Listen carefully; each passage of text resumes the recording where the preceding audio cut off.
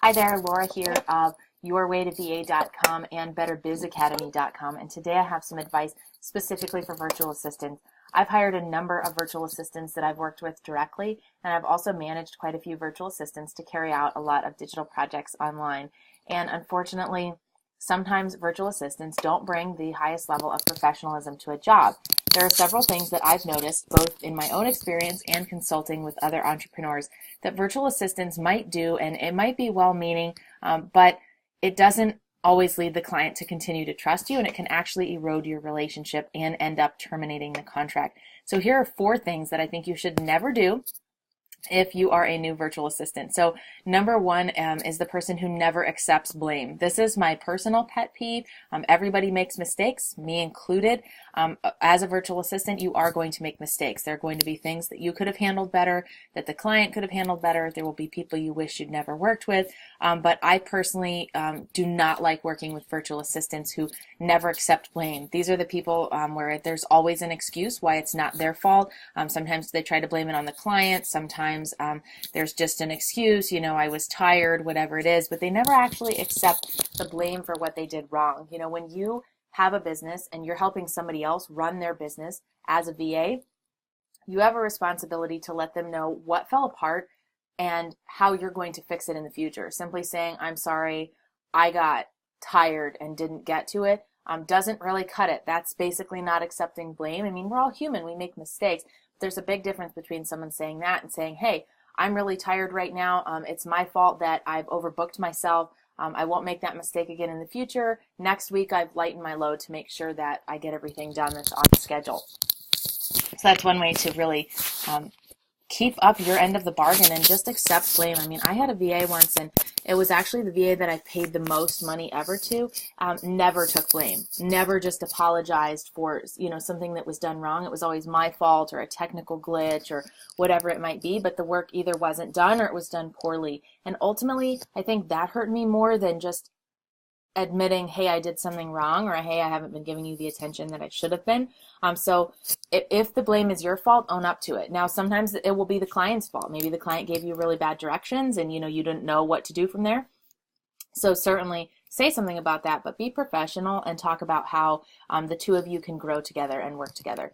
And this really leads into the number 2 thing, please do not do when you are a virtual assistant, is overbooking yourself. It's tempting to say yes to everybody, but when a client is on the bottom of your priority list, they know it. Trust me, we are aware when you have overbooked yourself. And, I'm a freelancer. I know what that feels like from the freelancer side. But when you take on a client that you don't have the bandwidth to help, you're only hurting everybody. So it's really not worth it. Please don't do that. Limit yourself, because otherwise you're delivering mediocre results to everybody, or you're missing deadlines and leading clients to get frustrated with you. So know your limit. Recognize when you're feeling overwhelmed, and then take a look at your business systems and say, hey, what can I do better? Maybe I actually need to let some clients go, or I need to bring my clients up to a new minimum monthly order. But don't overbook yourself, because it seems tempting to take the money, but when you deliver a subpar experience, that client is not going to want to work with you. They're not going to refer you to others either. Number 3 thing you should avoid doing as a virtual assistant is failing to ask for further clarification when you're not sure what's going on. Now, clients are not perfect. We don't always give directions in the best way.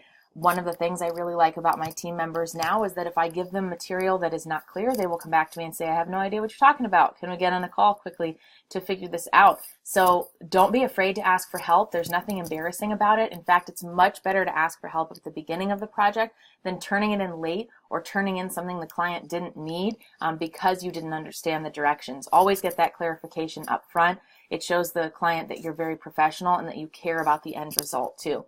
And the final 4th thing that sort of ties into all of these above ones, don't do something poorly or quickly and then try to pass it off as decent work. Again, much like being overbooked, us clients know when you do that. So please don't. If you were supposed to be writing or editing a 2,000 word landing page and it comes back still with errors in it, pretty close to the deadline, that tells me that you didn't spend the time that you were supposed to doing it. It shows me that you spent about 5 minutes on it maybe. And this is particularly true if you're on an hourly contract with your clients.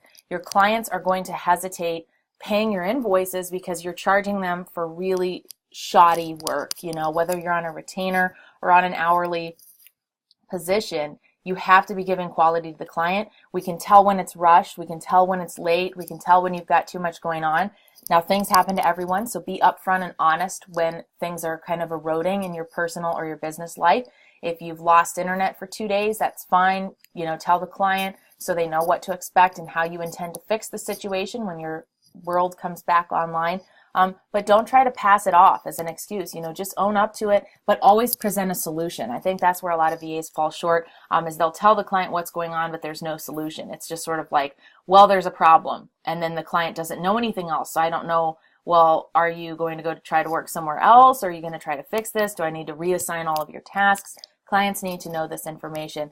But what it all boils down to is be professional. Do the work you say you're going to do. When you make a contract and a commitment to a client, hold true to that. If you've told them you're available 5 hours a week and you're only really available 1 because you've overbooked yourself, that's very unfair to the client. And that means that they're getting your tired, brain, your headachy brain, because you've been dealing with other clients all day long. So give everybody the common courtesy of not overbooking yourself. Own up to things when you make a mistake.